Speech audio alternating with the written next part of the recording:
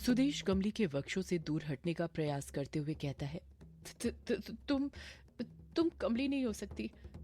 बोलो बोलो, कौन हो तुम? कमली फुसफुसाते हुए कहती है, मैं यक्षिणी, तेरी मौत। जैसे ही कमली ये बात बोलती है, सुदेश का शरीर सुन्न पड़ जाता है। सुदेश का बदन, जो कमली के बदन को चूमने के कारण गर्म हो गया था, वो वापस से ठंडा पड़ने लग जाता है। डर के कारण सुदेश का पूरा शरीर थर थर कांपने लग जाता है। सुदेश को डरता हुआ देखकर कमली हंसने लग जाती है और हंसते हुए ही कहती है, तू तो बड़ा डरपोक निकला रे सुदेश।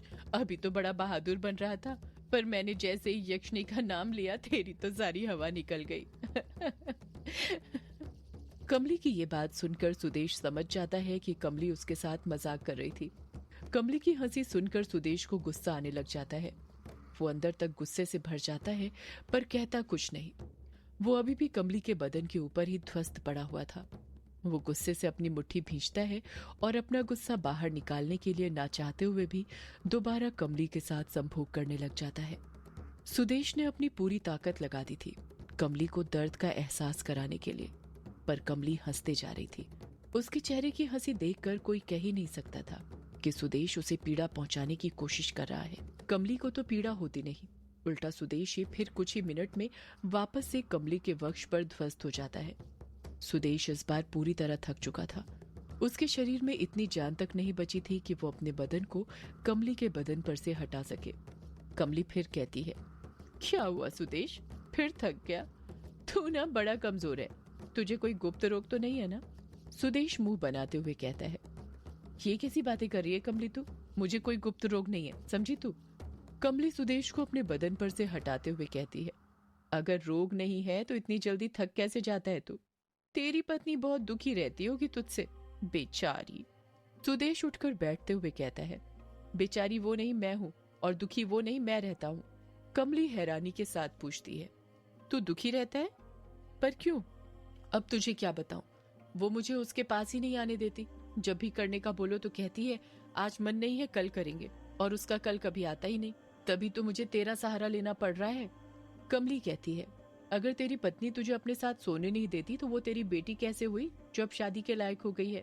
सुदेश कहता है, ये कैसी बातें कर रही है तू? वो बच्ची मेरी है और उसके अंदर मेरा ही बीज है, समझी? मेरी पत्नी शादी के बाद तक ठीक थी, पर बच्ची होने के बाद पता नहीं उसे क्या हो गया। कमली हंसते हुए कहती है, कहीं कोई और तो पसंद नहीं आ गया? हो सकता है तू संतुष्ट ही नहीं कर पाता हो, इसलिए तेरे साथ सोती नहीं है। कमली की बातें सुनकर सुदेश को गुस्सा आने लग जाता है।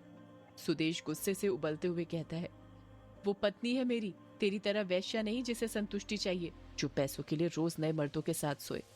कमली सुदेश के तंज का जवाब देते हुए कहती है, गनीमत कर कि मैं वैश्या हूँ, तेरी पत्नी होती तो कब का छोड़कर चली जाती।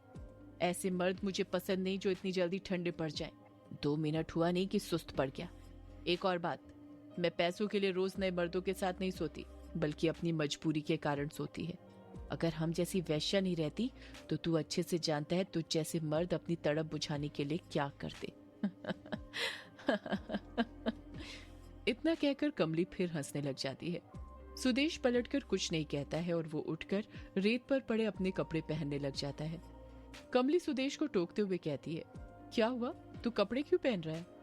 सुदेश चिढ़ते हुए कहता है, तो तू क्या चाहती है, रात भर यहीं पर नंगा रहूं? हो गया मेरा, इसलिए घर जा रहा हूं। कमली हैरानी के साथ कहती है, हो गया इतनी जल्दी?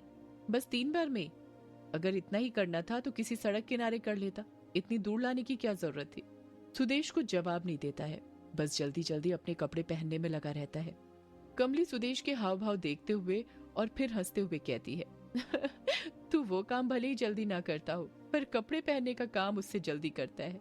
सुदेश फिर कुछ नहीं कहता है, चुप खड़ा रहता है। कमली सुदेश को कपड़े पहनते देख हंसते हुए कहती है, इस दुनिया के सारे मर्द शरीफ हैं, पर वासना उनकी शराफत के सारे कपड़े उतार देती है। सुदेश अपनी पैंट के जिप लगाने के बाद बेल्ट लगाते हुए कहता है, जल्दी नहीं करूं तो क्या करूं? अगर मेरी पत्नी की नींद खुल गई और उसे पता चल गया कि मैं घर पर नहीं हूं तो भूचाल आ जाएगा। तू जानती नहीं है मेरी पत्नी को, वो ऐसा जादू टोना करेगी ना, मुझे तो लूला बनाएगी ही, पर साथ में मेरे साथ जो सोई है उसे भी लूली बना देगी। कमली घबराते हुए कहती है, तू तू जा जल्दी यहाँ से, इससे पहले कि तेरी पत्नी को पता चले। सुदेश अपने पर्स में से 500 के नोट की गड्डी निकालकर कमली को देते हुए कहता है, ये ले और परसों की भी बुकिंग कर लेना, मैं आ जाऊंगा रहने। कमली गड्डी को पकड़ते हुए कहती है, कर तो कुछ पाता नहीं, पर बुकिंग पहले करानी है तुझे। सुदेश बड़े प्यार से कहता है, तू चली जाएगी ना अकेले, या पहले तुझे छोड़ूं? सुदेश की ये पुरानी आदत थी।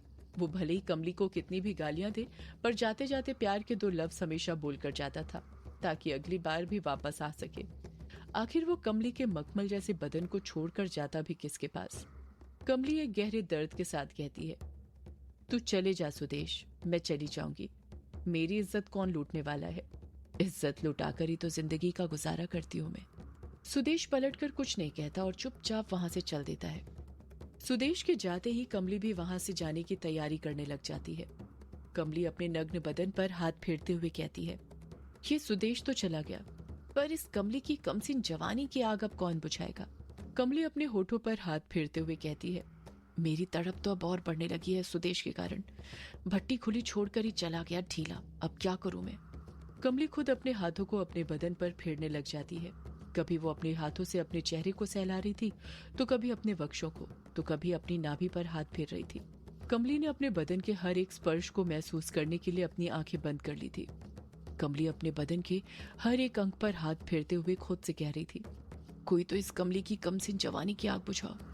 कमली ये बस बोल ही रही थी कि तभी एक फुसफुसाते हुए आवाज सुनाई देती है, मैं बुझाऊं क्या? पहले तो कमली इस आवाज पर ध्यान नहीं देती है, क्योंकि वो अपने स्तनों पर हाथ फेरने में मदहोश थी। पर उसे फिर आवाज सुनाई देती है, मैं बुझाऊं क्या?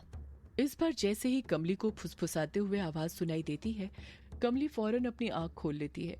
फुसफुसाहट की आवाज सुनकर कमली घबरा गई थी। कमली अपने आसपास देखती है, पर उसे कोई दिखाई नहीं देता। दूर दूर तक घाट पर सन्नाटा छाया हुआ था। फिर से फुसफुसाती हुई आवाज सुनाई देती है, मैं बुझाऊं क्या? कमली डरते हुए कहती है, क्या? औरत की डरावनी आवाज सुनाई देती है, तेरे अंदर की आग। जैसे ही कमली ये बात सुनती है, उसके रोंगटे खड़े हो जाते हैं। उसके अंदर की सारी कामुकता लुप्त हो जाती है। कमली डरते हुए अपने आसपास देखने लग जाती है और नोटिस करती है कि उसके सामने ही घनी झाड़ियां थीं जो हिल रही थीं, जिसे देखकर साफ समझ आ रहा था कि वहां पर कोई ना कोई तो जरूर है। झाड़ियों में हलचल बढ़ती जा रही थी। कमली नग्नावस्था में ही अपने कदम झाड़ियों के पास बढ़ाने लग जाती है। झाड़ियों के नजदीक से ही एक फुसफुसाती हुई आवाज सुनाई दे रही थी। आवाज स्पष्ट सुनाई नहीं दे रही थी, जिस कारण कमली के समझ नहीं आ रहा था कि वो औरत उससे क्या कहना चाहती है। कमली जब झाड़ियों के पास पहुंचती है तो वो हलचल और बढ़ जाती है। उसे ऐसा खौफ महसूस होने लग जाता है जो कुछ देर पहले महसूस नहीं हो रहा था। कमली झाड़ियों से 3-4 कदम की दूरी पर आकर रुक जाती है और दूर से ही झाड़ियों के अंदर देखने की कोशिश करते हुए कहती है, कौन है वहां? कौन है? कौन है वहां? कमली जवाब आने का इंतजार करने लग जाती है, पर कुछ जवाब नहीं आता है। ना ही उसे झाड़ियों के पीछे कुछ दिखाई देता है। कमली हकलाते हुए फिर पूछती है, कौन है? कौन है वहां? औरत की खौफनाक आवाज सुनाई देती है, मैं यक्षिणी, तेरी मौत। जैसे ही कमली ये आवाज सुनती है, उसके पैरों तले जमीन खिसक जाती है। उसकी सांसें थम सी जाती है। कमली कांपते हुए कहती है, क्या कहा? यक्षिणी? इतना कहकर कमली फुर्ती के साथ पीछे घूमती है और वहां से भागने की कोशिश करने लग जाती है। पर कमली एक कदम भी अपने आगे बढ़ा पाती उससे पहले ही कोई पीछे से उसकी सीधी टांग पकड़ लेता है। जब कमली अपनी नजरें नीचे करती है तो देखती है कि एक काले साए के हाथ ने उसकी टांग को पकड़ा था। कमली खौफ से चीखती है। कमली के चीखते ही वो काले साए का हाथ कमली को पीछे खींचता है, जिस कारण कमली पेट के बल घाट पर गिर जाती है। नग्न अवस्था में होने के कारण वो अपने वक्षों के बल घाट पर गिरी थी, जिस कारण घाट के कंकड़ सीधे उसके नग्न बदन में चुभ गए थे। कमली के वक्षों से खून निकलने लग जाता है। कमली इस दर्द को सह पाती उससे पहले ही कोई अदृश्य शक्ति उसे झाड़ियों के अंदर खींचने लग जाती है। कमली चीखती है, आह! अचानक से कमली को एहसास होता है कि जिस काले साए के हाथ ने उसके पैर को पकड़ा था, वो पकड़ छूट चुकी थी। कमली पीछे घूमने के लिए पीठ के बल हो जाती है और देखती है कि उसके चारों तरफ झाड़ियां ही झाड़ियां थी। वो अदृश्य शक्ति उसे झाड़ियों के बीच में ले आई थी। कमली अभी भी पीठ के बल लेटी थी। पेट के बल गिरने के कारण उसकी हड्डियां चटक गई थीं, जिस कारण उसे उठने में परेशानी हो रही थी। वो दर्द से कराही जा रही थी। कमली अपने डरते हुए कहती है, कौन है? कौन है यहाँ? क्या हो रहा है ये? कमली ने इतना कहा ही था कि तभी उसके सामने की झाड़ियों से एक काला साया निकलता है, जो उसके बदन पर आकर बैठ जाता है। वो काला साया हवा की तरह उड़ रहा था, जैसे हवा से ही बना हो। उस काले साये को देखकर कमली की आंखें चौंधिया गई थी। उसके समझ ही नहीं आ रहा था कि वो क्या चीज है। उसने अपनी पूरी जिंदगी में ऐसी डरावनी चीज पहले कभी नहीं देखी थी। उस काले साये को देखकर कमली इतना डर गई थी कि कुछ नहीं बोल पा रही थी। उसके लफ्ज उसके हलक में ही दबकर रह गए थे। वो काला साया कुछ जवाब नहीं देता है। उस काले साये के सिर को देखकर ऐसा लग रहा था जैसे उसकी नजर कमली के उभरे हुए वक्षों पर थी, जिस पर खून की बूंदें चिपकी हुई थी। कमली कुछ समझ पाती कि वो काला साया उससे क्या चाहता है। उससे पहले ही वो काला साया अपने दोनों हाथ लंबे करता है और कमली के अस्तरों को मसलने लग जाता है। कमली दर्द से कराहते हुए चीखती है, नहीं, नहीं, नहीं। वो काला साया बड़ी ही बेदर्दी के साथ कमली के बदन के हर एक अंग को मसलने लग जाता है। कभी उसका हाथ कमली के अस्तनों पर था, तो कभी कमली की मादक जांघों के ऊपर। देखते ही देखते कमली को उस दर्द का एहसास होने लग जाता है, जो सामान्यतया संभोग के वक्त स्त्रियों को होता है। कमली के मुख से दर्द से कराहने की चीखें निकलने लगी थी। कमली को ऐसा लग रहा था जैसे कोई कोड़ों से उसकी योनि पर वार कर रहा हो। कमली को एक ऐसा दर्द हो रहा था जिस दर्द को उसने आज से पहले कभी नहीं सहा था। कोड़ों की चुभन के साथ उसे महसूस होने लग गया था जैसे उसके बदन की सारी हड्डियां धीरे धीरे चटक कर टूटने लग गई हों। कमली के दर्द से भरी आहें आसमान में गूंज रही थी। कमली दर्द से कराहते हुए कहती है, रुक जाओ यक्षिनी, रुक जाओ। पर वो काला साया रुकने का नाम नहीं ले रहा था। वो काला साया कमली के बदन के ऊपर चढ़कर बैठा हुआ था, जैसे आज उसकी जान निकाल कर ही मानेगा। कमली की योनि पर कोड़ों की तरह वार बढ़ते जा रहे थे। दर्द से कराहने की आवाजों के साथ कमली की आंखों से आंसू निकलने लग गए थे। कमली के उभरे हुए वक्ष अब सिकुड़ने लग गए थे। कमली को इतना दर्द होने लग गया था कि वो उस दर्द को सह नहीं पा रही थी। वो काला साया अपना मुंह कमली के होठों पर ले जाता है और उसके होठों को चूमने लग जाता है। कमली विरोध करना चाहती है पर कुछ नहीं कर पाती। उसके दोनों ही हाथ को उस काले साये ने अपनी अदृश्य शक्ति से पकड़ रखे थे। उसके बदन की तरह उसके हाथ भी रेत से सटे हुए थे। वो उन्हें उठा नहीं पा रही थी। देखते ही देखते कमली के होठों से रक्त की धारा बहने लग जाती है। वो काला साया कमली के होठों के जरिए उसका खून पी रहा था। कमली को इतना दर्द हो रहा था कि अब वो चीख तक नहीं पा रही थी। कुछ ही पल में वो काला साया कमली के शरीर का सारा खून पी जाता है और कमली का शरीर सफेद पड़ जाता है और अगले ही पल कमली अपना दम तोड़ देती है।